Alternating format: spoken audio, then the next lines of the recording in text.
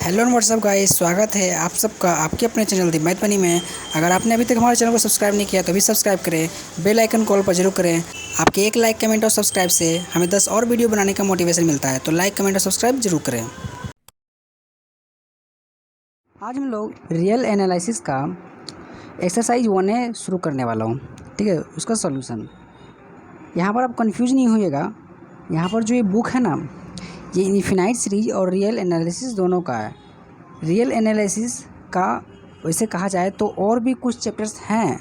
ठीक है, नया वाला बुक आप जो खरीदेंगे, ठीक है, लालजी प्रसाद का है ना, और एक अलग से खरीदेंगे रियल एनालिसिस का, तो उसमें नए वाले रियल एनालिसिस बुक में 2 चैप्टर मिसिंग है। ठीक है, और वही 2 चैप्टर इस इन्फिनाइट सीरीज में दे दिया गया है। ठीक है, तो ये जो चैप्टर है ना, एक एक्सरसाइज में बता रहा हूँ, रियल नंबर सिस्टम, ये रियल एनालिसिस का पहला चैप्टर है। इसका नेक्स्ट चैप्टर है सीक्वेंस एंड देयर लिमिट, वो रियल एनालिसिस का क्या सेकंड चैप्टर है। ठीक है, और बाकी का चैप्टर मेन बुक में दिया गया है, रियल एनालिसिस का मेन बुक में है ना, जो नया वाला है। ओके, तो कन्फ्यूज नहीं होना है, ये रियल एनालिसिस का पार्ट है, ये रियल एनालिसिस का एक्सरसाइज है। ठीक है, रियल नंबर सिस्टम। ठीक है, इसके आगे नेक्स्ट आएगा सीक्वेंस एंड देयर लिमिट, वो भी रियल एनालिसिस का ही चैप्टर है। ठीक है, इसमें इसलिए ऐसा दे दिया गया है क्योंकि इन्फिनाइट सीरीज जानने के लिए, इन्फिनाइट सीरीज समझने के लिए ये 2 चैप्टर जानना रियल एनालिसिस का है ना, बहुत ज़रूरी होता है। इसलिए इन्फिनाइट सीरीज में ही इसे रियल एनालिसिस का 2 चैप्टर ऐड कर दिया गया है, ताकि इन्फिनाइट सीरीज को समझने में कोई दिक्कत ना आए। ठीक है, तो कन्फ्यूज़ नहीं होना है। ठीक है, ये रियल एनालिसिस का एक्सरसाइज है। ठीक है, चैप्टर नाम है पहला का, पहला चैप्टर नाम है रियल नंबर सिस्टम। ठीक है, उसका एक्सरसाइज 1 ये है। ठीक है, क्वेश्चन नंबर 1 से शुरू करते हैं। By utilising the property of real numbers, और हाँ एक बात और पुराना बुक जो था ना लालजी प्रसाद का, इन्फिनाइट सीरीज का जो पुराना बुक है, ठीक है, वो थोड़ा डिफरेंट है। उसमें रियल एनालिसिस का जो है ना नहीं दिया है, सिर्फ डायरेक्ट इन्फिनाइट सीरीज से शुरू किया गया है। ठीक है, और साथ ही में जो पुराना बुक जो रियल एनालिसिस का पुराना बुक जो है, उसमें भी क्या किया गया है कि उसमें पूरा चैप्टर रियल एनालिसिस का दिया गया है। ठीक है, बट नया बुक जो निकला है रियल एनालिसिस का, और ये वाला है ना, उसमें थोड़ा मिक्स कर दिया गया है। जैसे कि इन्फिनाइट सीरीज का जो ये बुक है, इसमें 2 चैप्टर रियल एनालिसिस का है, और बाकी का रियल एनालिसिस का चैप्टर जो है रियल एनालिसिस का ओरिजिनल बुक में दे दिया गया है। ठीक है, ठीक है, और मैं इसी बात को क्लेरिफाई करने के लिए, ठीक है, मेरे पास सारी बुक्स हैं, नई और पुरानी वाली भी। ठीक है, तो मैं इस बात को क्लेरिफाई करने के लिए मैं यहाँ पर आई टैब पे एक वीडियो भी दे दूँगा, आप जाकर देख लीजिएगा। ठीक है, क्वेश्चन नंबर 1 है, by utilising the property of real numbers prove the following. कह रहा है क्या, रियल नंबर का कुछ प्रॉपर्टी होता है, जैसे कि एसोसिएटिविटी, क्लोजर प्रॉपर्टी है ना, डिस्ट्रीब्यूटिविटी, एसोसिएटिविटी, सब प्रॉपर्टी होता है। तो वही प्रॉपर्टी यूज करके हमें कुछ चीज़ें प्रूफ करनी होगी, कुछ आइडेंटिटी है, हमें वो प्रूफ करना है। तो अब हम पहला प्रूफ करते हैं, left hand side right hand side के बराबर है, ऐसा प्रूफ करना है ना, जिसमें कि ABC जो है और ABCD जो है, डी तो इसमें है ना, डी को इरेज कर देते हैं। ठीक है, ABC है तो इसमें कि ABC क्या कर रहा है, R सेट से बिलोंग कर रहा है। ठीक है, तो हम लेफ्ट हैंड साइड वाला ले लेते हैं, उसको क्या करेंगे कि हम दिखा देंगे कि राइट हैंड साइड के बराबर है। ठीक है, तो लेफ्ट हैंड साइड वाला हम ले लेते हैं यहाँ पे। ठीक है, और हम जैसे कि जानते हैं कि एसोसिएटिव लॉ, क्लोजर लॉ या फिर कम्यूटेटिव लॉ, ये सब क्या है, प्लस या मल्टीप्लिकेशन के लिए एप्लीकेबल होती है ना, एडिशन के लिए और मल्टीप्लिकेशन के लिए एप्लीकेबल होता है। तो इसी माइनस को इसलिए हम क्या करेंगे ना, एडिशन में कन्वर्ट करने की कोशिश करेंगे। ठीक है, इसी को हम ऐसे भी लिख सकते हैं, कोई दिक्कत नहीं है ना। और ये ब्रैकेट देखिए यूज हो चुका है। ठीक है, ये ब्रैकेट क्या यूज हो चुका है। ठीक है, तो यहाँ पर हम दोबारा यही ब्रैकेट लगा देंगे तो कन्फ्यूज़न क्रिएट होगा, इसलिए मैंने यहाँ पर करली ब्रैकेट लगा दिया। ठीक है, आप चाहें तो कोई और ब्रैकेट भी लगा सकते हैं। ठीक है, अब देखिए यहाँ पर जो ये है ना, देखेंगे कि एसोसिएटिव लॉ यहाँ पर अप्लाई कर सकते हैं ना, वो प्लस के लिए एप्लीकेबल हो सकता है। उसी के अकॉर्डिंग हम क्या करेंगे, ब्रैकेट चेंज कर देंगे, एसोसिएटिव लॉ यहाँ पर हम लगा देंगे, ये ब्रैकेट उठ के इधर आ जाएगा। ठीक है, और फिर वापस से हम यहाँ से ब्रैकेट हटा दें -C से, तो कोई फ़र्क पड़ता है नहीं। ठीक है, इसको हम ऐसे लिख सकते हैं। अब देखेंगे कि ये राइट हैंड साइड के बराबर आ चुका है। ठीक है, for all ABC belongs to R। है ना। ये हमने ऐसा कैसे किया था, एसोसिएटिव लॉ को यूज करके, ठीक है। और ये एसोसिएटिव लॉ को याद करने का एक ट्रिक भी है। देखिएगा कि इसका पहला जो 3 अक्षर है ना, ASS यानी कि गधा, ठीक है। गधा से आप याद रखिएगा ब्रैकेट, है ना, ब्रैकेट का चेंज, है ना। यहाँ पर भी हम वही करते हैं, ब्रैकेट चेंज करते हैं, ठीक है ना। क्लियरली देख सकते हैं एसोसिएटिव लॉ में हम ब्रैकेट चेंज करते हैं, ठीक है। उसी तरह कॉम्यूटेटिव लॉ को याद करने का तरीका यह है कि उसका हिंदी होता है क्रम विनिमय, क्रम चेंज करते हैं, है ना, क्रम चेंज कर देते हैं। जैसे A+B है तो B+A कर देंगे, A × B है तो B × A कर देंगे। कॉम्यूटेटिव लॉ क्रम विनिमय। और ये भी ध्यान रखिएगा कि एसोसिएटिव लॉ को अप्लाई करने के लिए हमें कम से कम 3 एलिमेंट की ज़रूरत पड़ती है, कम से कम 3 एलिमेंट चाहिए, ठीक है। तो यहाँ पर 3 एलिमेंट था तो इसलिए हमने यहाँ अप्लाई कर दिया। आगे चलते हैं, तो अब सेकेंड वाले पे आ जाते हैं, ठीक है। ये वैसे देखा जाए तो ये पहले वाले के ही बराबर है, एकदम लगभग सेम क्वेश्चन है, ठीक है। तो देखिए इसको भी हम वैसे ही करेंगे। यहाँ पर देखिए इसको हम पहले प्लस में, अगर देखिए प्लस और माइनस का भी दिया रखे ना, तो प्लस में कोशिश करिए कन्वर्ट करने का। अगर मल्टीप्लिकेशन या डिवीज़न में रहे तो कोशिश कीजिएगा कि मल्टीप्लिकेशन में कन्वर्ट करने की कोशिश कीजिएगा, ठीक है। क्योंकि ये सब जो लॉ है ना प्रॉपर्टी, ये एडिशन या डिवीज़न में ही एप्लीकेबल होता है, इसीलिए हम ऐसा ही करते हैं, ठीक है। तो इसी तरह यहाँ पर भी माइनस दिया हुआ है तो इसको हम इस तरह लिख देंगे ताकि यहाँ ये प्लस हो जाए और हम ये लॉ जो है अप्लाई कर सकें, ठीक है। तो इसलिए इसको ऐसे लिख दिया ब्रैकेट डाल के, है ना। ये ब्रैकेट यूज नहीं कर सकते थे, नहीं तो कन्फ्यूज़न होता, इसलिए दूसरा ब्रैकेट अंदर यूज किया गया है, ठीक है। अब यहाँ पर लॉ हम अप्लाई कर देंगे, ब्रैकेट हटाकर इधर लगा देंगे, ऐसा लिखेंगे। फिर वापस हम इसको ब्रैकेट हटाकर इसे लिख सकते हैं, ठीक है। माइनस को हम फिर क्या करेंगे, आउट कर देंगे, ठीक है। यहाँ पर से ब्रैकेट हटाएं, फिर वापस क्या करें, माइनस कॉमन ले लिए बाहर, तो कुछ इस तरह हमें मिल जाएगा। और देखेंगे कि ये राइट हैंड साइड वाले के बराबर आ चुका है, ठीक है। For all ABC belongs to R, ठीक है। तो कुल हमारा ये सेकंड नंबर भी प्रूफ हो चुका है। थर्ड नंबर में आ जाते हैं। थर्ड नंबर में हमें इतना दिया रखा है और इसके बराबर लाना है, लेफ्ट हैंड साइड ले लेते हैं। और यहाँ पर भी, और हाँ एक चीज़ और हमेशा ये ध्यान रखिएगा कि जब भी आप लेफ्ट हैंड साइड लिखें तो for all ABC belongs to R लिखेंगे, ठीक है। क्योंकि वो सेट से, देखिए जो लॉ है ना, लॉ अप्लाई करने का भी एक लिमिट होता है कि हम किसी सेट से ले रहे हैं तो जो रिजल्ट आया ना वो भी उसी सेट से होना चाहिए, ठीक है। तो ये लिखना बहुत ज़रूरी होता है, ठीक है। तो उसी तरह यहाँ पर भी हम इसको प्लस में कन्वर्ट करने का कोशिश करेंगे। यहाँ पर हम इसको -B एक अलग ही एलिमेंट मान लेंगे और ये -C इधर अलग ही एलिमेंट मान लेंगे, फिर लॉ में अप्लाई कर सकते हैं। यहाँ पर करेंगे अप्लाई, एसोसिएटिव लॉ लगा देंगे तो कुछ इस तरह में मिल जाएगा। वापस हम ब्रैकेट कर लिए, ब्रैकेट हटा सकते हैं, ठीक है। और माइनस को हम बाहर कर देंगे तो कुछ इस तरह में मिल जाएगा, राइट हैंड साइड वाले के बराबर आ जाएगा, for all ABC belongs to R, ठीक है। राइट हैंड साइड के बराबर आ चुका है, हेंस प्रूव्ड। अब आ जाते हैं फोर्थ नंबर में। फोर्थ नंबर को प्रूव करने का वैसे तो 2 तरीका है, ठीक है। देखिए क्या क्या है। पहला तरीका ये है कि देखिए ये A इन्वर्स का भी इन्वर्स है ना, जो लेफ्ट हैंड साइड में ले लेते हैं, ठीक है। तो यहाँ पर हम बगल में 1 डाल दें तो कोई फ़र्क पड़ता नहीं है, ठीक है। 1 की जगह हम लिख सकते हैं इतना, है ना, क्योंकि हमें मालूम है A × A इन्वर्स होता है 1, है ना। काट के देखिएगा 1 आ जाएगा, तो इसको हम ऐसे लिख सकते हैं, कोई दिक्कत नहीं है। अब देखिए यहाँ से हम इसको अरेंज भी कर सकते हैं, A × A इन्वर्स है तो A इन्वर्स को पहले ला सकते हैं, A को बाद में ले जा सकते हैं, कोई दिक्कत नहीं है ना। यहाँ पर कौन सा, अगर कोई पूछे यहाँ पर कौन सा लॉ अप्लाई किए हैं तो कुछ नहीं है, हम क्या यहाँ पर किए, क्रम चेंज किया ना, क्रम यानी कि क्रम विनिमय, ठीक है। तो यहाँ पर आप लिख सकते हैं बाई कम्यूटेटिव लॉ, ठीक है। आपका मन है तो लिख सकते हैं बाई कम्यूटेटिव लॉ, ठीक है। यहाँ पर हम कम्यूटेटिव लॉ यूज किए हैं, ठीक है।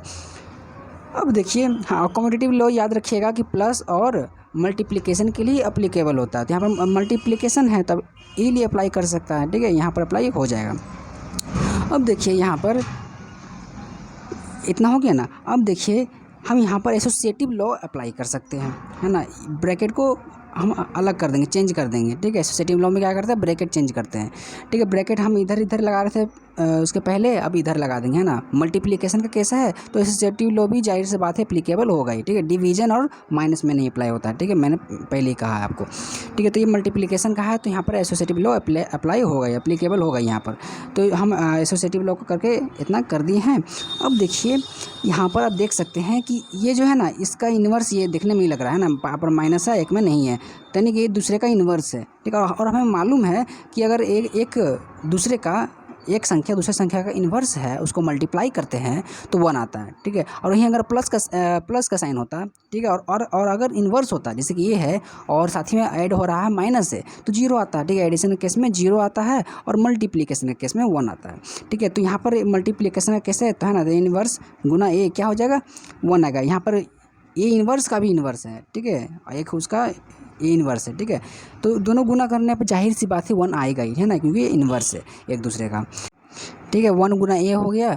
अब इसको हम ऐसे भी लिख सकते हैं, कोई दिक्कत नहीं है। तो ये तो हमारा राइट हैंड साइड के बराबर आ चुका है, हेंस प्रूव्ड, ठीक है। अब देखिए सेकंड मेथड ये था, सेकंड मेथड भी देख लीजिए। जैसा कि ये जो है आर से बिलोंग कर रहा है, ठीक है, ये जो है आर से बिलोंग कर रहा है तो इसका इन्वर्स भी आर से बिलोंग करेगा, क्लियर सी है। अब हमें प्रूफ क्या करना है कि ए इन्वर्स का भी इन्वर्स ए के बराबर होगा, ऐसा हमें प्रूफ करना है। तो प्रूफ देखिए क्या यहाँ पर करेंगे हम, ठीक है। हमारे पास है, ठीक है, A inverse Guna A inverse का भी इन्वर्स 1 आएगा, है ना, हमें मालूम है। यहाँ पर से क्लियरली देख सकते हैं ना, ये यहाँ पर ए इन्वर्स है तो इसी का पावर -1 लगा दें तो और उसे हम गुना कर दें तो 1 ही आएगा ना, क्योंकि हमें मालूम है ये रिलेशन हमें मालूम है, ए गुना इन्वर्स इक्वल टू 1, तो वही ना यहाँ पर हो रहा है। तो उसी को अब देखिए यहाँ से हमें एक और चीज़ मालूम है ना, हमें ये मालूम है ए गुना इन्वर्स 1 होता है, ठीक है। ये दो चीज़ हमें मालूम है, ये क्वेश्चन के गिवन जो दिया है उसके अकॉर्डिंग और हमें ये पहले से ही मालूम है, ठीक है। अब दोनों का यूज करके देख सकते हैं कि दोनों क्या है 1 के बराबर है। 1 का वैल्यू एक दूसरे में हम पुट कर देंगे तो कुछ इस तरह इक्वेट करके हम ऐसा लिख सकते हैं। अब ठीक है, अब यहाँ पर कैंसिलेशन मेथड यूज करेंगे, ठीक है, जो कि आपको एब्स्ट्रैक्ट अलजेब्रा में पढ़ना है, ठीक है।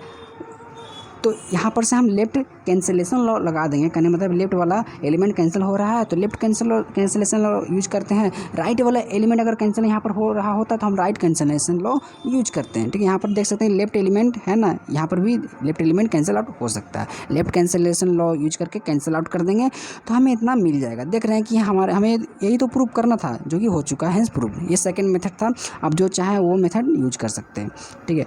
अब 5 नंबर में देखते हैं, हमें प्रूव करना है इतना इक्वल टू इतना, ठीक है, जहाँ पर कि ए और बी जो है 0 के बराबर नहीं होना है। जाहिर सी बात है बी जो है 0 के अगर बराबर कर देंगे तो इनडिफिनिट हो जाएगा ना, इन्फिनिटी में चला जाएगा, इसीलिए ए और बी बराबर 0 नहीं होगा।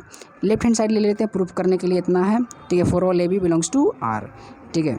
अब इसी को हम ऐसे भी लिख सकते हैं ना, ए गुना बी इन्वर्स डाल सकते हैं, कोई दिक्कत नहीं है। अब हम यहाँ क्या करेंगे कि बी से मल्टीप्लाई और डिवाइड कर देंगे, ठीक है, बी से मल्टीप्लाई और डिवाइड कर देंगे। फिर यहाँ पर हम एसोसिएटिव लॉ यूज कर देंगे, ठीक है, ब्रैकेट चेंज कर देंगे, ठीक है, ऐसे लिख सकते हैं। अब देखेंगे बी गुना बी इन्वर्स है ना, एक दूसरे का इन्वर्स है तो गुना करने पर 1 ही आएगा ना, क्योंकि मालूम है इतना 1 होता है, ठीक है। अब देखिए यहाँ से 1 हटा दें तो कोई दिक्कत नहीं है, तो वापस हम इसको बी बाई ए लिख सकेंगे, ठीक है। 4 all A belongs to R, RHS के बराबर आ चुका है, हेंस प्रूव्ड, ठीक है। अब 6 नंबर देखिए, 6 नंबर बहुत इंपॉर्टेंट है।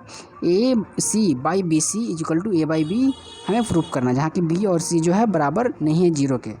ए सी बाई बी सी ले लेते हैं, for all A B C belongs to R, है ना, LHS में।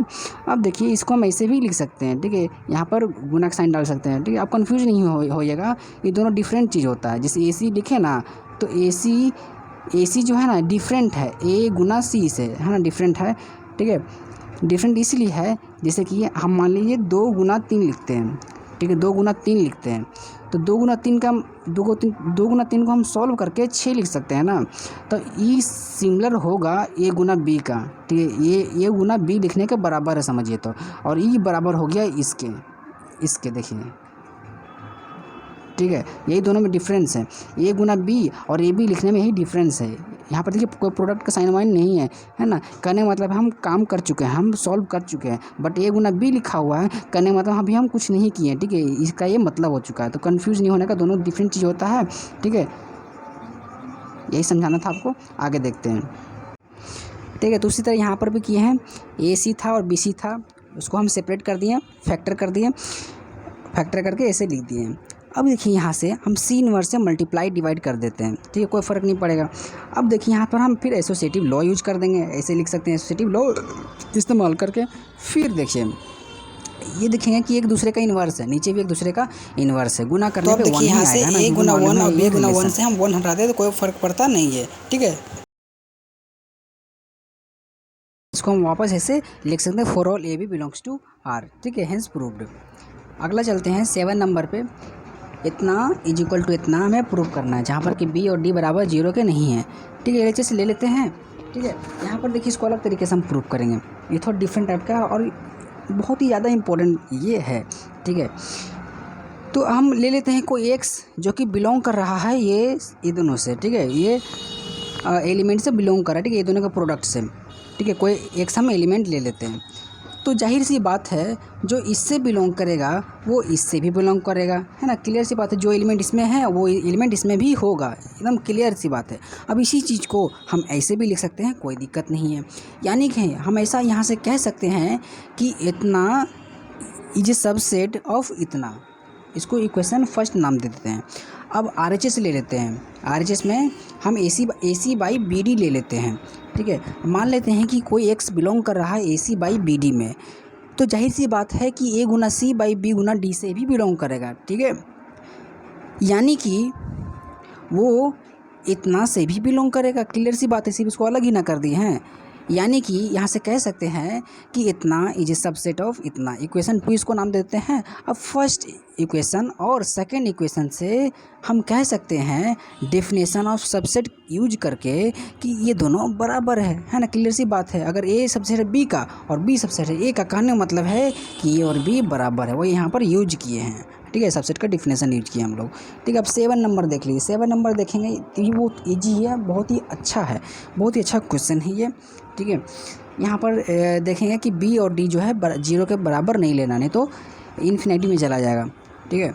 अब देखिए यहाँ पर हमें लेफ़्ट साइड ले लेना है, ठीक है, लेफ़्ट साइड ले लेना है और इसी को हम ऐसे भी लिख सकते हैं, कोई दिक्कत नहीं है, ठीक है। अब देखिए हम इसमें दोनों साइड में 1 से मल्टीप्लाई कर दें, ठीक है, यहाँ भी और यहाँ भी, तो कोई दिक्कत नहीं है, ठीक है। 1 से मल्टीप्लाई करते ही हम ब्रैकेट लगा देंगे, नहीं तो कन्फ्यूज़न क्रिएट होना शुरू हो जाएगा, क्योंकि हम आगे जाके इसमें एसोसिएटिव लॉ और भी बहुत सारा लॉ है ना, यूज करना ना है, इसको अलग नहीं करेंगे, तीनों एलिमेंट तो मिल ना जाएगा, इसलिए ब्रैकेट लगाना बहुत ज़रूरी है। 1 लगाते ही हम ब्रैकेट यहाँ लगा देंगे, ठीक है। अब 1 की जगह हम D इन्वर्स इधर लिख सकते हैं और इधर B इन्वर्स ही लिख सकते हैं, ठीक है, कोई दिक्कत नहीं है ना, क्योंकि हमें मालूम है कि A गुना इन्वर्स 1 के बराबर होता है।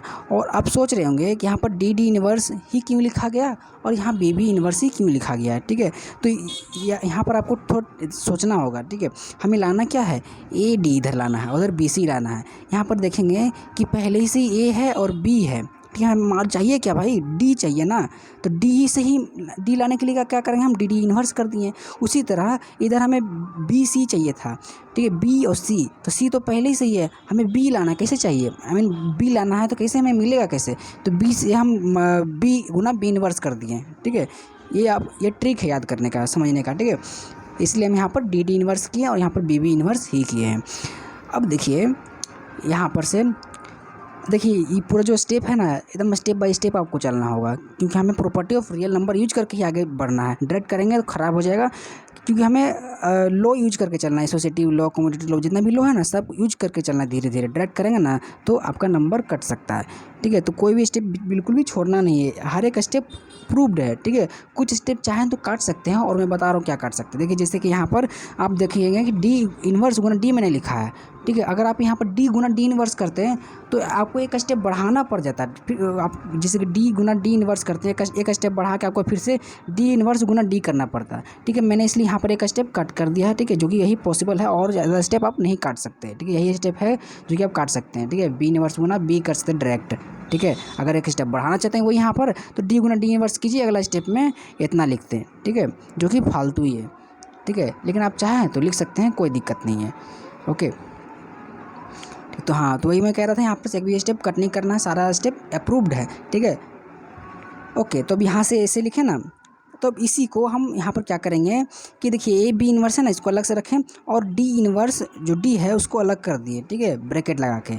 उसी तरह इधर भी इसको हम अलग कर दिए, B इन्वर्स B को अलग कर दिए, है ना। B इन्वर्स का इस्तेमाल होने वाला है, देखिए कैसे, ठीक है, इसलिए हम उसको अलग कर दिए हैं। अब देखिए यहाँ पर से हम क्या करेंगे कि एसोसिएटिव लॉ यहाँ पर लगा देंगे, ब्रैकेट चेंज कर देंगे, है ना। B इन्वर्स को D इन्वर्स के साथ ले लेंगे, उसी तरह इधर भी वही करेंगे, ठीक है। नेक्स्ट टाइम में देखिए हम क्या करेंगे यहाँ पे कि यहाँ पर हम क्रम विनिमय लॉ यूज करेंगे, है ना। क्रम विनिमय कम्यूटेटिव लॉ यहाँ पर अप्लाई हुआ लिख सकते हैं, कम्यूटेटिव लॉ, ठीक है। कम्यूटेटिव लॉ कैसे, देखिए यहाँ पर A था इधर, तो उसको हम इधर अगली बार लगा दिए, C था इधर, उसको हम इधर अगली बार लगा दिए, तो कम्यूटेटिव लॉ यहाँ पर यूज हुआ है। अब देखिए यहाँ पर यहाँ पर से ब्रैकेट जो है ना बड़ा वाला उसको हटा देंगे, ठीक है, कोई दिक्कत नहीं है, हटा देंगे। बी इन्वर्स डी इन्वर्स इधर अलग हो जाएगा और ए और डी हम एक साथ ले लेंगे, उधर से उसी तरह सी और बी एक साथ हम ले लेंगे, ठीक है। अब देखिए यहाँ से हम क्या करेंगे कि बी इन्वर्स डी इन्वर्स को इधर कर दिए और ए डी को उधर कर दिए। उसी तरह यहाँ पर वही हम यही किए, इसको इधर किए, इसको इधर किए। यहाँ पर भी हम कॉम्पिटेटिव लॉ लगा दिए, यहाँ पर भी कॉम्पिटेटिव लॉ लगा दिए, कॉम्पिटेटिव लॉ लगा दिए, ओके। क्रम विनिमय लॉ जो है यहाँ पर लगा दिए। अब देखिए यहाँ पर से हम इसी को जो है पावर जो है ना माइनस, ये भी माइनस है, बाहर ले सकते हैं, कोई दिक्कत नहीं है। यहाँ पर भी वही कर सकते हैं, बाहर ले गए -1 को।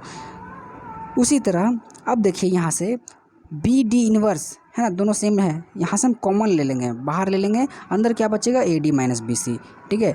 तो अब इसी चीज़ को हम ऐसे भी लिख सकते हैं, बी डी इन्वर्स जो है, देखिए यहाँ पर एक मिस्टेक हो चुका है, ब्रैकेट यहाँ पर लगी है गलती से, जबकि यहाँ पर लगाना था, ठीक है, ऐसे, ओके। अब इसी को हम ऐसे भी लिख सकते हैं, बी डी नीचे जा सकते हैं क्योंकि इसका पावर -1 है, ठीक है। अब देखेंगे राइट हैंड साइड के बराबर आ चुका है, हेंस प्रूव्ड।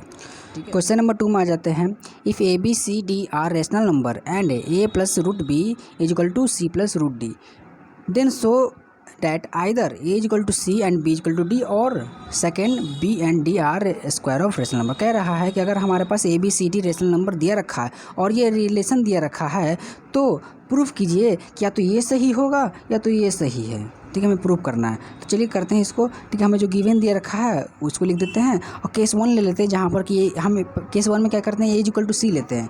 केस 2 में ले लेंगे ए इक्वल टू नॉट सी, है ना, दो ही चीज़ हो सकता है, या तो ए सी के बराबर है या तो ए सी के बराबर नहीं है, ठीक है। तो पहला हम ले लेते हैं ए, जो ए क्या है सी के बराबर ले लेते हैं। तो देखिए अगर ए सी के बराबर है तो जो रिलेशन दिया गया है इसी में हम ए इक्वल टू सी पुट कर देंगे, तो कुछ इस तरह मिल जाएगा और फिर सी हम कैंसिल आउट कर देंगे, ठीक है। फिर यहाँ पर हम इसको स्क्वायर कर देंगे बोथ साइड, तो बी इक्वल टू डी मिल चुका है, ठीक है। इसको हम ए मान लेते हैं और केस 2 ले लेते हैं जब ए इज इक्वल टू नॉट सी है, ठीक है, ए जो है बी के बराबर नहीं है। तब यहाँ से क्लियर सी बात है, अगर ए सी के बराबर नहीं है तो यानी क्लियर सी बात है कि हम सी में कुछ ऐसा वैल्यू ज़रूर घटाएंगे या बढ़ाएंगे कि वो ए के बराबर आ जाएगा, ठीक है। एक ऐसा रेशनल नंबर एग्जिस्ट जरूर करेगा, ठीक है, ऐसा रेशनल नंबर जरूर एग्जिस्ट करेगा कि उसमें हम ऐड करेंगे तो वो वैल्यू उसके बराबर हो जाएगा, ठीक है। रेशनल नंबर यानी कि नेगेटिव हो सकता है, पॉजिटिव हो सकता है, फ्रैक्शन में भी हो सकता है, ठीक है, ताकि हम उसको इसमें ऐड करेंगे तो ए के बराबर आ जाए, ठीक है। यानी कि हम इसको ऐसे लिख भी सकते हैं, ए इक्वल टू नॉट सी है तो ये जो है सी के बराबर हो जाएगा, कब उसमें हम के जो है कुछ ऐड कर सकते हैं, जहाँ पर के जो है रेशनल नंबर है, ठीक है, वो नेगेटिव पॉजिटिव कुछ भी हो सकता है, ठीक है, सी को बराबर करने के लिए काफ़ी होगा। तो इसको इक्वेशन 1 मान लेते हैं। अब देखिए यहाँ पर से हम क्या करेंगे कि देखिए ये जो दिया है ना, ये तो क्वेश्चन में दिया गया A plus root B is equal to C plus root D, यहाँ पर हमें पुट करना है वैल्यू, ठीक है, A is equal to C plus के पुट करना है। पुट करेंगे फिर सी कैंसिल आउट हो जाएगा, हमें इतना मिल जाएगा, इसको हम 2 मान लेंगे। अब क्या करेंगे, दोनों साइड स्क्वायर करेंगे, स्क्वायर करने पे इतना मिल जाएगा, इसको हम ब्रेक करेंगे फॉर्मूला पे तो इतना मिल जाएगा। फिर यहाँ से रूट बी का वैल्यू निकाल देंगे, इसको इक्वेशन 3 मान लेते हैं। अब जैसे कि देख सकते हैं कि बी डी और बी तो क्वेश्चन में ही दिया रखा है कि रेशनल नंबर है और कि हमने रेशनल नंबर ऐसा मान के लिया है ना, कि हमने रेशनल नंबर मान लिया है ना, देख सकते हैं यहाँ पर। तो कुल मिला के देख सकते हैं यहाँ पर ये सब क्या सारा एलिमेंट क्या है, रेशनल नंबर है। और जैसा कि हमें मालूम है sum of rational number, differentiation of rational number, मतलब उसको घटाने पे, डिवाइड करने पे, गुना करने पे, है ना, रेशनल नंबर को हम कुछ भी ऐसे कम्बिनेशन करेंगे तो वो रेशनल नंबर ही आएगा, यानी कि ये पूरा रेशनल नंबर है, ठीक है। और साथ ही में देखेंगे कि इक्वल टू का साइन है, कहना मतलब इतना है जो है ना बराबर है इतना के, यानी कि अगर ये रेशनल नंबर है तो रूट बी भी रेशनल नंबर होगा, है ना, वही हम यहाँ पर लिख देंगे, इतना ये रेशनल नंबर है यानी कि रूट बी भी रेशनल नंबर होगा, ठीक है। तो root B equal to rational number ऐसा मान लेते हैं, है ना, फ्रॉम 3 से, ठीक है, ये रेशनल नंबर है तो ये भी रेशनल नंबर होगा, रूट बी भी रेशनल नंबर है। अब देखिए दोनों साइड अगर हम स्क्वायर करेंगे, देखिए यहाँ पर रेशनल को मैंने शॉर्टकट में RAT कर दिया, कन्फ्यूज नहीं होने वाली बात है, दोनों सेम ही चीज़ है, ठीक है। अब देखिए दोनों का स्क्वायर करेंगे, ठीक है, इधर भी स्क्वायर किए, इधर भी स्क्वायर किए, ठीक है, इधर तो कैंसिल आउट होकर बी मिल जाएगा is equal to rational number का स्क्वायर, ठीक है। इसको इक्वेशन हम 4 मान लेते हैं। अब देखिए इक्वेशन 2 पे ध्यान देते हैं, इक्वेशन 2 में जो हमारे पास था ना उसको लेकर चलते हैं, ठीक है, इक्वेशन 2 पे, ठीक है। इक्वेशन 2 से हमें इतना मिल गया है, यहाँ पर कि क्या है लिख देंगे कि क्या है रेशनल नंबर है और बी भी क्या है कि रेशनल नंबर है, ठीक है। यानी कुल मिलाकर बी अगर रेशनल नंबर है तो रूट बी भी क्या होगा, रेशनल नंबर होगा, ठीक है। यानी कि ये भी रेशनल नंबर, ये भी रेशनल नंबर, यानी कि rational number plus rational number, ठीक है, इक्वल टू रूट टी, है ना, ऐसे हम लिख सकते हैं। ठीक है, अब rational number plus rational number, तो रेशनल नंबर ही आएगा, है ना, क्योंकि हमें मालूम है sum of rational number is rational number, है ना, is equal to root D. ठीक है, अब देखिए यहाँ पर हम दोनों साइड स्क्वायर कर दें, ठीक है, तो हमें इतना मिल जाएगा, रेशनल नंबर का square is equal to D. इसको हम इक्वेशन 5 मान लेंगे। फिर हम देखेंगे 4 से 5 से हम नोटिस करेंगे, ठीक है, इक्वेशन नंबर 4 ये रहा, इक्वेशन नंबर 4, इक्वेशन नंबर 5 ये रहा। यहाँ से हम देख सकते हैं कि जहाँ पर कि ए जो है सी के बराबर नहीं है, ठीक है, और बी डी क्या है, स्क्वायर ऑफ रेशनल नंबर आ रहा है ना। केस 2 हम क्या लिए थे, एज इक्वल टू नॉट सी, ठीक है, एज नॉट इक्वल टू सी, तो एज नॉट इक्वल टू सी करने पे 4 5 से हम देख रहे हैं कि जो ए बी और डी है रेशनल नंबर का स्क्वायर आ रहा है ना, क्लियरली देख सकते हैं यहाँ पर से रेशनल नंबर का स्क्वायर है ना, यहाँ पर भी क्या है, रेशनल नंबर का स्क्वायर कौन, बी और डी। ठीक है, और साथ ही में कुल मिला के हम इक्वेशन नंबर A4 और 5 से ऐसा कह सकते हैं, ठीक है, A4 5 ए से हम देखेंगे, ए में क्या था, देखिए ए में क्या था, B इक्वल टू डी।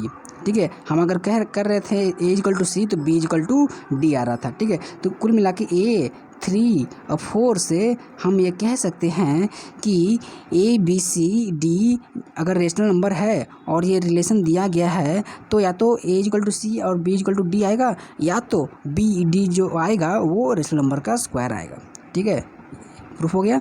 और साथ ही में अब देखेंगे कि इक्वेशन नंबर 5 भी उसी के समान है, और ठीक है, और उसी तरह क्वेश्चन नंबर 7 भी उसी के जैसा है। ठीक है, क्वेश्चन नंबर 6, ठीक है, क्वेश्चन नंबर 6। तो चलिए मैं बता रहा हूँ क्वेश्चन नंबर 5 का।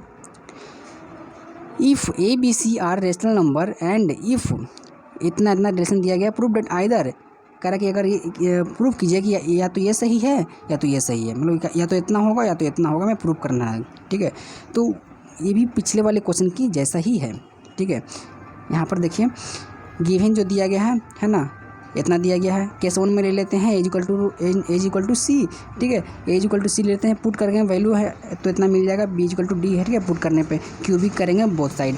इक्वेशन 1 इसको मान लेते हैं। केस 2 ले लेते हैं जहाँ पर कि as not equal to C है, तो कुल मिलाकर हमें as equal to C plus के मिल जाएगा। वैल्यू हम पुट करेंगे, फिर उसको कट करेंगे, फिर क्यूब करेंगे। ठीक है, तो कुल मिला के वैल्यू हमें देखेंगे कि इतना मिल जाएगा। फिर यहाँ से हम क्यूब बी का वैल्यू निकाल लेंगे, इक्वेशन 4 मान लेंगे। अब जैसा कि यहाँ पर देख सकते हैं कि डी भी रेशनल नंबर है और के रेशनल नंबर है, ऐसा मैंने माना है, तो कुल मिला के इतना भी रेशनल नंबर हो जाएगा, यानी कि उसके लेफ्ट हैंड साइड वाला भी क्या हो जाएगा, रेशनल नंबर हो जाएगा। इसको हम ऐसे भी लिख सकते हैं, दोनों साइड क्यूबिंग करेंगे तो इतना मिल जाएगा। इक्वेशन 5 मान लेते हैं। 3rd नंबर इक्वेशन हम ऐसे इसको लिख सकते हैं। ठीक है, अब देखिए यहाँ पर ये भी रेशनल नंबर, ये भी रेशनल नंबर, यानी कि rational number plus rational number equal to D, cube D. ठीक है, उसको हम ऐसे भी लिख सकते हैं ना, सम ऑफ रेशनल नंबर होता है, इसे लिख सकते हैं। ठीक है, दोनों साइड क्यूबिंग करेंगे तो इतना मिल जाएगा। 6 मान लेते हैं इसको, 5 6 हम ऐसा कह सकते हैं, जहाँ पर कि एज नॉट इक्वल टू सी अगर लेते हैं तो बी डी क्या आ रहा है, स्क्वायर ऑफ रेशनल नंबर आ रहा है। तो कुल मिला के 1 5 और 6 से हम कह सकते हैं ना, ये जो क्वेश्चन में दिया गया है हमें प्रूव कर दिया, इतना हम कह सकते हैं। ठीक है, अब देखते हैं नेक्स्ट वाले पे। ठीक है, 6 नंबर पे, 6 नंबर में थोड़ा डिफरेंट है। ठीक है, हल्का सा डिफरेंट है, उतना भी नहीं है ना, क्योंकि हमें यहाँ पर 1 माइनस पी क्यू और 1 माइनस आर एस लेके चलना है, तो हम ओला मेथड नहीं यूज कर सकते, दूसरा मेथड यहाँ पर हम यूज करेंगे।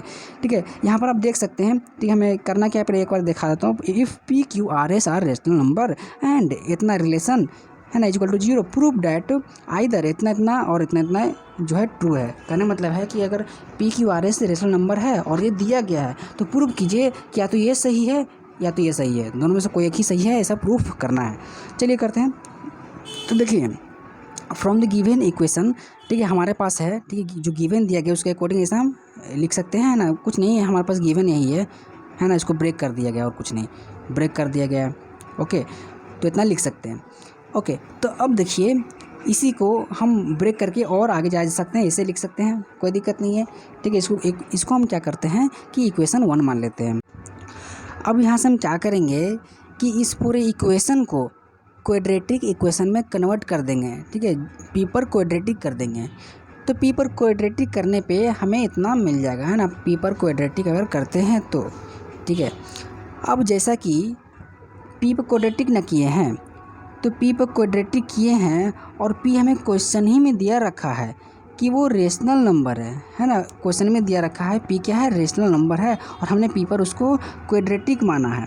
तो आप 10th में पढ़े होंगे कि अगर किसी क्वाड्रेटिक इक्वेशन का रूट रेशनल नंबर आता है, ठीक है, अगर क्वाड्रेटिक इक्वेशन का रूट रेशनल नंबर आता है तो ये जाहिर सी बात है, जैसे कि मैं बता रहा हूँ, जैसे कि मान लीजिए कोई इक्वेशन ले लेते हैं, ठीक है, और उसका जो रूट है मान लीजिए आता है इस तरह, ठीक है, मान लीजिए इस तरह आता है, x आता है, ठीक है, और जो अंदर रूट में होता है ना यही ना d का वैल्यू है, और नीचे मान लीजिए कुछ भी आगे y आगे मान लीजिए, ठीक है, यहाँ पर प्लस माइनस लगता है, ठीक है। तब ध्यान दीजिए, अगर इसका वैल्यू हम 10th पढ़े हैं, अगर ये पूरे का वैल्यू रेशनल नंबर आ रहा है तो यहाँ से साफ यह बात तो पक्का क्लियर ही है कि यहाँ पर जो d का वैल्यू है या तो 0 होगा, है ना, रेशनल नंबर आ रहा है यानी कि d का वैल्यू है या तो 0 होगा या तो परफेक्ट स्क्वायर होगा, है ना। क्लियर सी बात, आप सोच के देखिए, यहाँ पर अगर d का वैल्यू 0 लेते हैं तो हमें यानी कि x बाई वाई मिल जाएगा, तो रेशनल नंबर होगा, है ना। अगर x बाई रेशनल नंबर है तो वहीं अगर d का वैल्यू 0 लेते हैं तो फिर भी रेशनल नंबर मिलेगा, है ना। यानी दो ही चीज़ हमारे पास यहाँ पर से क्लैरिफाई होता है। अगर पूरा वैल्यू रेशनल नंबर आ रहा है तो यानी कि d का वैल्यू है या तो 0 होगा या तो परफेक्ट स्क्वायर होगा, है ना। क्लियर सी बात है। यहाँ पर अगर आप नॉन परफेक्ट स्क्वायर लेके देखिएगा, √2 देखिएगा, यहाँ पर मान लिया आ जाएगा, √3 मान ले लेते हैं, ठीक है, तो √3 ले लेंगे यहाँ पर, ठीक है, या फिर √2 भी ले लेते हैं जो कि इरेशनल नंबर है, तो पूरा का वैल्यू भी इरेशनल आ जाता है ना। आपने पहले ही पढ़ चुका है, 10th में भी और ये 7वीं 11th में ही पढ़ा है, ठीक, जाहिर से क्लियर बात है, ठीक है। तो यानी कि पूरा का वैल्यू अगर रेशनल नंबर आ रहा है, ठीक है, तो यानी कि d का वैल्यू या तो 0 होगा या तो परफेक्ट स्क्वायर होगा, है ना। डिस्क्रिमिनेंट जो है यानी कि डिस्क्रिमिनेंट जो है या तो 0 होगा या तो परफेक्ट स्क्वायर होगा, हमें मालूम है, एकदम जाहिर सी बात है। तो यानी यहाँ से हम दो केस भी बना सकते हैं, एक में 0 लेंगे और एक में परफेक्ट स्क्वायर हम ले लेंगे, ठीक है। तो पहले हम d का वैल्यू भी तो निकालना जरूरी है, d का वैल्यू पहले निकाल लेते हैं। b² - 4ac जो इक्वेशन है, क्वाड्रेटिक इक्वेशन बनाना है, इसी में हम b² - 4ac करेंगे, ठीक है, तो इतना मिल जाएगा। इसी को हम ऐसे भी लिख सकते हैं, ठीक है, ऐसे भी लिख सकते हैं, ब्रेक करके a + b + c का होल स्क्वायर कर देंगे, ठीक है, तो इतना मिल जाएगा, और ये 2 × 2 = 4 हो जाएगा, ठीक है।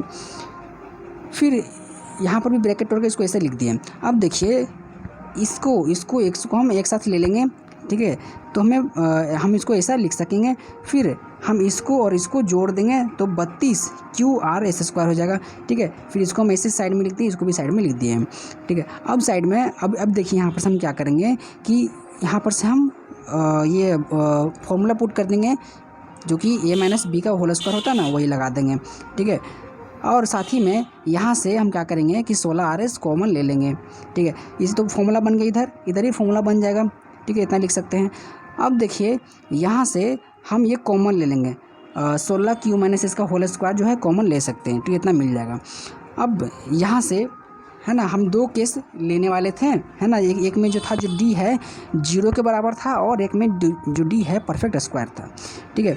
तो बारी बारी लेते हैं, ठीक है। यहाँ पर से पहले हम लिखेंगे now since the root of this equation is rational, है ना। हमें मालूम है कि p क्या है, रेशनल है ना। p का वैल्यू क्वेश्चन में दिया रेशनल है, और p क्या है, रूट हम मान चुके हैं p पे, तो p क्या है, उसका जो रूट है रेशनल नंबर आ रहा है, यानी कि d का वैल्यू जो है या तो 0 होगा या तो परफेक्ट स्क्वायर होगा। केस 1 ले लेते हैं, है ना। केस 1 में हम d = 0 ले लेते हैं, तो अगर d = 0 है यानी ये पूरा भी 0 के बराबर होगा ना, यानी कि यहाँ से हम दो चीज़ निकाल सकते हैं, या तो इतना = 0 या तो इतना = 0, ठीक है। यहाँ से Q - S = 0 निकल जाएगा, और यहाँ से 1 - RS = 0, और इसी का हमें काम है ना। देखेंगे हमें यही प्रूव करना है, 1 - RS = 0 आएगा, इसको हम 2 मान लेते हैं। जिसका काम पड़े उसको हम इक्वेशन मान लेंगे, ठीक है। लास्ट में हम लिखेंगे आंसर लाने में, इसको प्रूव करने में यही इस्तेमाल होगा, इसको इक्वेशन नंबर 2 मान लेते हैं, ठीक है। अब देखिए केस 2 में ले लेते हैं, ठीक है, जहाँ पर d जो है परफेक्ट स्क्वायर ले लेते हैं, ठीक है। d में एक बार हम केस 1 में क्या किए, 0 ले लिए, और एक बार हम क्या करेंगे, इसको परफेक्ट स्क्वायर मान लेंगे, ठीक है। अगर d परफेक्ट स्क्वायर है यानी कि d का वैल्यू इतना है, वो भी परफेक्ट स्क्वायर होगा, यानी कि 1 - R भी परफेक्ट स्क्वायर होगा, है ना। क्लियर सी बात है ना। 1 - RS भी परफेक्ट स्क्वायर होगा, है ना। हमें यही प्रूव करना भी है, तो 1 - RS को हम यूज कर लेंगे, ठीक है।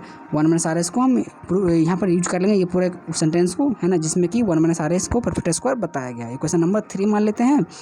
अब क्या करेंगे कि फर्स्ट में जो दिया गया है ना, कहने मतलब है जो गिवन इक्वेशन है, गिवन, है ना, गिवन है ना, इतना इतना ही को ना हम इतना लिखे थे सॉल्व करके, ठीक है, इतना, फिर इसको हम इतना लिखे। तो यहाँ से हम क्या किए थे, पहली बार में पी पर क्वाड्रेटिक मान लिए थे। अब क्या करेंगे, आर पे क्वाड्रेटिक मान लेंगे इसी को, इक्वेशन नंबर 1 को, ठीक है। इक्वेशन नंबर 1 को सुविधा के लिए हमने इसको दोबारा यहाँ पर लिखा है, ठीक है। इक्वेशन नंबर 1 को हमने यहाँ पर इसको लिख दिया है सुविधा के लिए। अब इसी को हम इस तरह अरेंज करेंगे, फिर है ना, फिर इसको हम ऐसे भी लिख सकते हैं, D1 का वैल्यू निकालेंगे, है ना, डिस्क्रीमेंट 1 का, है ना। एक बार हम D माने थे तो दूसरे बार D1 मान लेंगे ताकि कन्फ्यूज़न ना हो। इसी को हम ऐसे लिख सकते हैं। फिर यहाँ से हम फॉर्मूला लगा देंगे, है ना, फॉर्मूला लगा देंगे, ये वाला यूज एक साथ हो जाएगा, ये वाला कैंसिल आउट हो जाएगा, कुल मिला के कितना हमें मिलेगा। फिर है ना, फिर यहाँ से हम इसको ऐसे लिख सकते हैं, है ना, और यहाँ से फॉर्मूला बन जाएगा। यहाँ से हम 16PQ कॉमन लेंगे, -16PQ कुछ इस तरह मिल जाएगा, ठीक है। कुल मिला के हमें D1 का वैल्यू इतना मिल जाएगा, ठीक है। अब देखिए यहाँ से हम लिखेंगे, since the roots of this equation is rational, that is R is rational, ठीक है। यानी कि हमें R दिया गया है रेशनल क्वेश्चन में ही, यानी कि इसका जो रूट है, ठीक है, रूट है वो भी क्या होगा, रेशनल ही होगा। आर ही पे हम लोग क्वाड्रेटिक माने हैं, यानी कि आर का जो वैल्यू होता है रूट आएगा, ठीक है, दो रूट आएगा या फिर जो भी हो, डिपेंड करता है कि किस तरह का क्वाड्रेटिक इक्वेशन है, ठीक है। जो उसका जो रूट आएगा वो भी क्या होगा, रेशनल होगा। और रेशनल नंबर होने का क्या मतलब है, क्या तो वो या तो जीरो होगा या तो परफेक्ट स्क्वायर होगा, मैंने अभी बताया आपको, है ना। क्योंकि हम अगर रेशनल आता है किसी का रूट किसी क्वाड्रेटिक इक्वेशन में, करने का मतलब है कि वो जो D1 का वैल्यू है, डिस्क्रीमेंट का वैल्यू है, वो या तो जीरो होगा या तो परफेक्ट स्क्वायर होगा। केस 1 केस 2 हम बारी बारी लेके चलेंगे, ठीक। केस 1 ले लेते हैं, D1 को हम जीरो मान लेंगे, तो D1 को जीरो मानते हैं, यानी कि हमारे पास 1 - PQ भी जीरो आ जाएगा, इक्वेशन 4 मान लेते हैं। केस 2 ले लेते हैं, जहाँ पर कि जो डिस्क्रीमेंट है वो परफेक्ट स्क्वायर ले लेते हैं, ठीक है।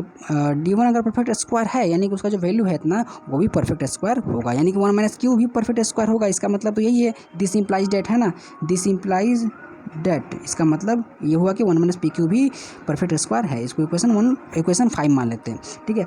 अब देखिए, हेंस फ्रॉम 2, 3, 4, 5 से हम कह सकते हैं कि जो गिवन रिलेशन दिया गया है, यह या तो P = R करने पे Q = S आ जाएगा, या तो इतना जो हो जाएगा 1 - RS जो है और 1 - PQ जो है square of non zero rational number होगा, या तो जीरो होगा, ठीक है। एक बार मैं और दिखा देता हूँ आपको, ठीक है। P = R, P एक बार हमने P पर क्वाड्रेटिक माना था और एक बार माना था R पे क्वाड्रेटिक, और इसी को हम बराबर कर देते हैं तो Q = S भी हो जाएगा ना, आप देख सकते हैं क्लियरली यहाँ पर, ठीक है। पहला बार हम क्या किए थे, ठीक है, सबसे मैं पहले चले जाता हूँ ऊपर। हम लोग पहले बार में क्या किए थे, P पर क्वाड्रेटिक माने थे, ठीक है, P पर क्वाड्रेटिक माने थे। और साथ ही में यहाँ पर आप देख सकते हैं कि हमारे पास यहाँ पर देख सकते हैं Q = S आ रहा था ना, Q = S आ रहा है, Q = S आ रहा है, ठीक है। उसी तरह जब R पे क्वाड्रेटिक माने थे, है ना, R पे क्वाड्रेटिक माने थे, तो यहाँ भी देख सकते हैं कि हमारे पास Q = S आ रहा था, कहाँ चला गया, और नीचे है, ठीक है। Q = S आ रहा था, है ना, Q = S आ रहा था, है ना, यानी कि P = R करने पे Q = S आ रहा है, या आ रहा है 1 - RS और 1 - PQ जो है square of non zero rational number, यहाँ पर आप देख सकते हैं ना। 1 - PQ जो क्या है परफेक्ट स्क्वायर यहाँ पर आ रहा था 5th नंबर में, है ना। और ऊपर में देख सकते हैं, है ना, ऊपर में भी वही हो रहा था, है ना, 1 - RS is a perfect square, है ना, हमने इसलिए प्रूव कर दिया है, ठीक है। नेक्स्ट क्वेश्चन पे चलते हैं। क्वेश्चन नंबर 3 पे आ जाते हैं। देखिए, जो 2 नंबर और 5 नंबर 6 था ना, उसको मैंने पहले करा दिया क्योंकि वो लगभग सेम था, ठीक है। और आगे वाला जो आने वाला क्वेश्चन है 3 नंबर, 4 नंबर, 7 नंबर, वो सिमिलर है, इसलिए उसको भी मैंने अलग से किया, ठीक है। एक बार मैं फिर से रिपीट कर दे रहा हूँ, 2, 5, 6 सिमिलर था, इसलिए उसको एक साथ पहले ही करा दिया, और 3, 4 और 7 जो है सिमिलर है, इसलिए एक साथ, इसलिए मैंने उसको एक साथ आगे से करा रहा हूँ, ठीक है। अभी से 3, उसके बाद 4 होगा, उसके बाद 7 होगा। पहले 3 देखिए, ए बी क्या है, रेशनल नंबर है, ठीक है। और अगर इतना = 0 है तो शो करना है कि A = B = 0 होगा, यानी कि A B दोनों 0 होगा, यही एक पॉसिबिलिटी बनेगा, इसे शो कीजिए, ठीक है। दिया गया है A B क्या है, रेशनल नंबर है, ठीक है, यानी कि ये और ये भी दिया गया है, ठीक है, ये भी दिया गया इतना = 0, है ना। यहाँ पर √2 क्या है, इरेशनल है, √5 क्या है, इरेशनल है ना। गुना हो रहा है B से और ये गुना हो रहा है A से, = 0 दिया गया है। यहाँ पर आप देख सकते हैं कि राइट हैंड साइड में हमें 0 दिया गया है, ठीक है, जो कि एक रेशनल नंबर है, और ये दोनों बराबर का साइन दिया गया है, ठीक है, और गिवन में ही है साथ में, यानी कहने का मतलब है कि लेफ्ट हैंड साइड वाला राइट हैंड साइड वाले के बराबर होगा, इसका ये मतलब हो जाता है। ये ठीक तराजू की तरह है, पहले से ही बराबर करके दिया गया है कि दोनों साइड बराबर है, ठीक है। राइट हैंड साइड में अगर रेशनल नंबर है तो इधर भी तो रेशनल नंबर होना चाहिए। अगर √2 इरेशनल है, √5 भी इरेशनल है, तो इसको भाई हटाना तो पड़ेगा ही। हटाना इसलिए पड़ेगा क्योंकि इरेशनल अगर ये पूरा आ जाता है गलती से भी, और ये भी गलती से अगर मान लीजिए इरेशनल ही आ जाता है दोनों में से कोई, या फिर दोनों में से दोनों इरेशनल रह जाता है, तो इसका रिजल्ट भी इरेशनल ही आएगा। ठीक है, तो पहले तो दोनों को इसको क्या करना होगा, 0 कर देना होगा, ख़त्म कर देना होगा। ठीक है, क्योंकि ये √5 बिल्कुल रहने नहीं देना है, नहीं तो ये पूरा इरेशनल बना देगा। इसको भी उसी तरह यहाँ पर √2 भी हटाना पड़ेगा ताकि ये पूरा रेशनल बन जाए, है ना। तो इसीलिए इसको हटाने के लिए क्या कर सकते हैं हम, एक ही चीज़ कर सकते हैं, ये जो A और B का मान 0 रखेंगे तभी काम हो सकता है। यही एक पॉसिबल कॉम्बिनेशन है। ठीक है, यही चीज़ को आप चाहें तो ऐसे लिख सकते हैं। ठीक है, RHS में क्या है, 0 आ रहा है ना, जो कि एक रेशनल नंबर है। इसका मतलब क्या हुआ कि लेफ्ट हैंड साइड वाला भी रेशनल नंबर होना चाहिए। ठीक है, रेशनल नंबर होने के लिए हम क्या कर सकते हैं, देखिए यहाँ पर इसको लिखेंगे ऐसे, it is given that AB are rational number. ठीक है, we know that addition and multiplication of rational number with an irrational number gives rational number. कह रहा है कि अगर AB रेशनल नंबर लेते हैं, ठीक है, AB अगर रेशनल नंबर लेते हैं, ठीक है, क्वेश्चन में दिया गया है, ठीक है, AB रेशनल नंबर लेना है। ठीक है, और हमें जैसे कि मालूम है कि एडिशन या मल्टीप्लिकेशन करते हैं इरेशनल नंबर का एक रेशनल नंबर के साथ, है ना, तो आंसर क्या आएगा, इरेशनल नंबर आएगा, है ना। ये भी हम लोग हमें रेशनल नंबर लेना है और ये दोनों इरेशनल है। अगर 0 छोड़ के कुछ और ले लेंगे तो ये तो इरेशनल ही रह जाएगा ना, क्योंकि हमें मालूम है एडिशन या मल्टीप्लिकेशन क्या होता है, इरेशनल के साथ इरेशनल होता है ना। तो इसीलिए एक ही कॉम्बिनेशन बनेगा, ए जो है और बी जो है ना, 0 के बराबर रख दिया जाए, है ना, हेंस प्रूव्ड। ठीक है, ऐसा इतना ही करना है, सो सिंपल, बहुत सिंपल ही है। उसी तरह ये 4th नंबर भी आप देख सकते हैं, है ना, ABC आर रेशनल नंबर, तो इतना भी जो है ये क्या दिया गया है। ठीक है, और RHS 0 है, यानी कि वो रेशनल नंबर है, तो लेफ्ट हैंड साइड में भी रेशनल नंबर होना चाहिए। ठीक है, हमें मालूम है एडिशन मल्टीप्लिकेशन इरेशनल का रेशनल के साथ इरेशनल आ जाता है, इसलिए कि कॉम्बिनेशन बनता है उसको ठीक करने का कि ये रेशनल आ जाए, ABC को हम 0 के बराबर रख दें। ठीक है, उसी तरह आप देखेंगे कि ये लास्ट वाला 7 नंबर भी है, सेम उसी तरह ही है। ठीक है, ABC क्या है, रेशनल नंबर है, कुछ इस तरह रिलेशन दिया गया है, शो करना है कि ABC तीनों का मान 0 रखेंगे तभी एक कॉम्बिनेशन बनेगा, है ना, कुछ और रख देंगे तो गड़बड़ हो जाएगा। ठीक है, left hand side right hand side के बराबर नहीं आएगा। ठीक है, ABC क्या है, रेशनल नंबर ऐसे दिया गया है, यानी कि और ये दिया गया है। ठीक है, ABC क्या है, रेशनल नंबर है, ये दिया गया है और ये रिलेशन दिया गया है। RHS दिया गया है 0, है ना, देख सकते हैं यहाँ पर, जो कि एक रेशनल नंबर है, यानी कि राइट हैंड साइड भी रेशनल नंबर होना चाहिए। ठीक है, और हमें मालूम है कि ABC अगर रेशनल नंबर है और इसका हम एडिशन मल्टीप्लिकेशन करें एक इरेशनल नंबर के साथ, तो आंसर इरेशनल आएगा। ठीक है, तो इसलिए एक ही कॉम्बिनेशन बनता है कि ABC को 0 रख दीजिए, है ना, और कोई चारा ही नहीं है ना। रेशनल नंबर ABC क्या है, रेशनल नंबर है, और इस पूरा को हमें इरेशनल करना है, तो एक ही चारा ना बनता है, एक ही हमारे पास ऑप्शन ही बनता है कि इसको 0 रख दीजिए, कुछ और रखेंगे तो ख़राब हो जाएगा। देखिए यहाँ पर एक और कॉम्बिनेशन ही बना सकते हैं। ठीक है, ABC तो 0 रख सकते हैं, एक है पॉसिबिलिटी। यहाँ पर देखिए कि B के बगल में कोई इरेशनल नहीं है, ठीक है, और हमें रेशनल लाना है, तो ए का वैल्यू हम यहाँ पर रेशनल, ये क्या है, फ्रीडम है, ये यहाँ पर फ्रीडम है, ये थोड़ा एक्सेप्शन है। ठीक है, एक चीज़ यहाँ यानी कि कहने मतलब यहाँ से एक कॉम्बिनेशन बन जाएगा कि ABC 0 रख दें। ठीक है, एक और कॉम्बिनेशन ये बनेगा कि BC को 0 रखिए और A को हम इंडिपेंडेंट रख सकते, अपने मर्जी पर है ना, कोई यहाँ पर इरेशनल क्योंकि है नहीं, है ना, और लाना है हमें रेशनल।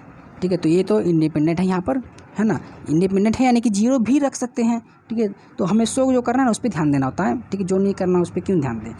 ठीक है, तो ये हमारा 7 तक का सोल्यूशन था, यानी कि सारा एक्सरसाइज हम लोग कंप्लीट कर चुके हैं। ठीक है, नेक्स्ट वीडियो में नेक्स्ट सोल्यूशन, तब तक के लिए धन्यवाद।